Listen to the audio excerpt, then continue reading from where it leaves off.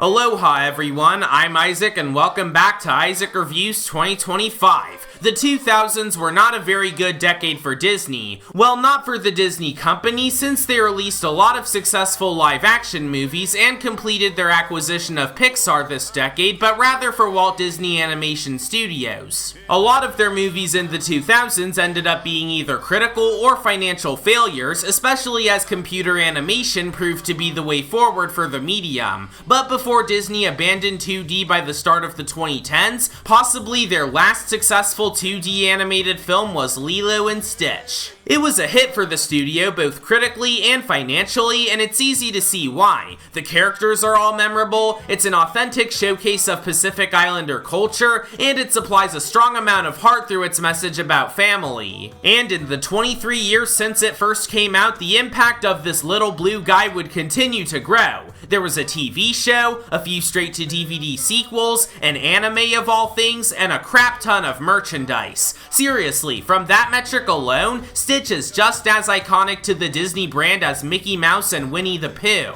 But like I mentioned, it's been 2 whole decades since the first film came out, and now Disney is ready to add it to their ever-growing collection of live-action remakes. Although recently they've started to reevaluate that decision following the critical and financial failure of Snow White.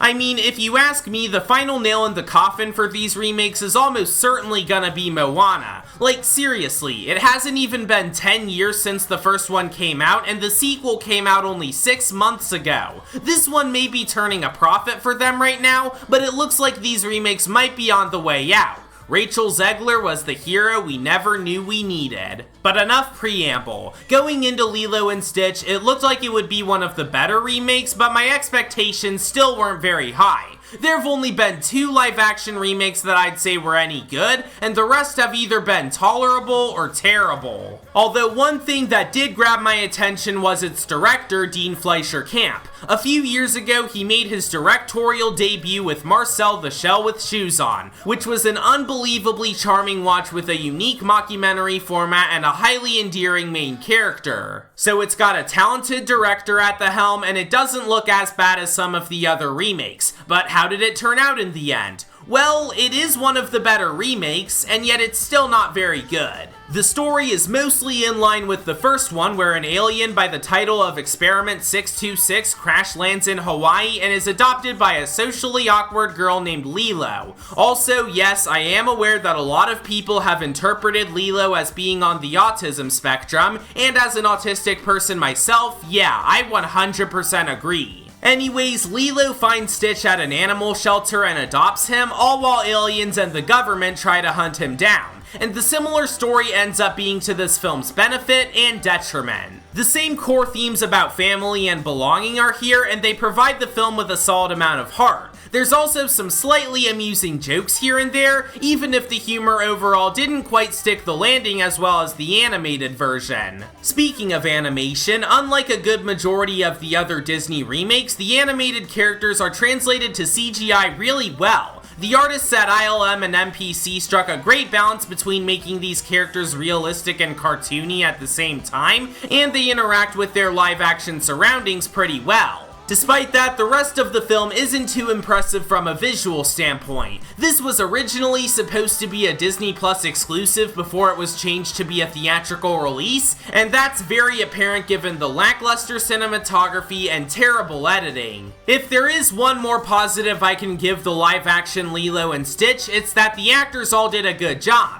For one, they actually got Chris Sanders to reprise his role as Stitch and even prominently credited him for it, so that was nice. But I also gotta hand it to newcomer Maya K. Aloha, who was a surprisingly great fit for Lilo. Other than all that, this is still a Disney live-action remake, so obviously it's gonna have some major problems. And that's especially true about the changes made from the source material. They try to go more in depth on Lilo's relationship with her sister and surrogate parent Nani, and And sure, some of their moments are sweet, but their connection felt kinda lacking compared to how it was in the original, especially when it came to the god-awful ending. Also, for whatever reason, they cut out Gantu as the film's antagonist and instead gave that role to Jumba. I have no idea why they decided to do that, but they did, and it really didn't work. There's still a lot of scenes from the original film intact, and it's basically just the same thing but live action. I don't know what else you want me to say. I know this review is definitely on the longer side, but overall the Lilo and Stitch remake just isn't all that special. Now yes, I'd watch it in a heartbeat over a lot of the other remakes any day. Then again, that's like asking if I'd rather eat rat poison or a stale piece of bread. There was somewhat of an effort put into some aspects of it, especially the animation, themes, and heart. But other than that, the changes made from the source material were unnecessary and the visual presentation was boring as hell. If you're really curious about this one, you can probably just wait for it to come out on Disney+.